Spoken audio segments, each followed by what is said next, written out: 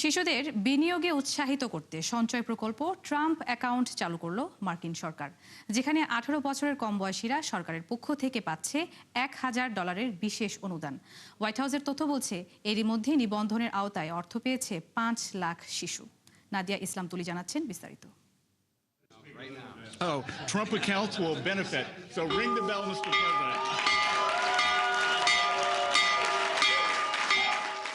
Oval অফিসে ঘণ্টা বাজিয়ে জাঁকজমক আয়োজন, যার মাধ্যমে শুরু হলো শিশুদের জন্য সঞ্চয় প্রকল্প Trump account.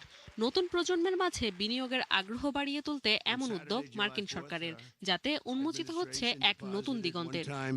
Seed contributions of $1,000 each into the Trump accounts of over 500,000 American children.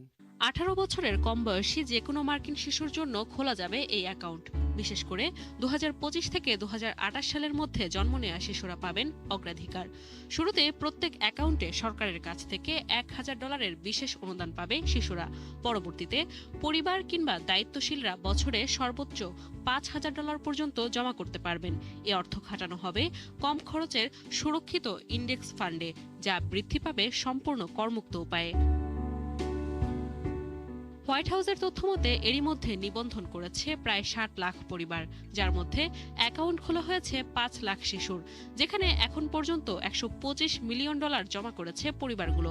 পরিসংখ্যান বলছে, কোনো বাড়তি জমা ছাড়াই শুরুর $1000 18 বছর পর 6000-এর রূপ নিতে পারে, আর সর্বোচ্চ জমা দিলে তা হতে পারে $2,71,000 পর্যন্ত।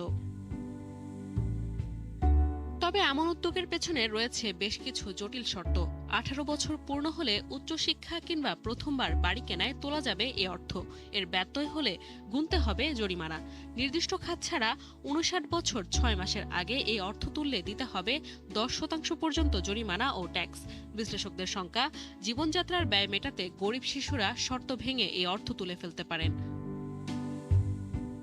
প্রশ্ন হচ্ছে, ট্রাম্পের নতুন অর্থনৈতিক খেলা মার্কিন শিশুদের ভবিষ্যৎ কতটা সুরক্ষিত করবে, নাকি কেবলই একটি জটিল করের ফাঁদ হয়ে থাকবে, তা সময় বলে দেবে।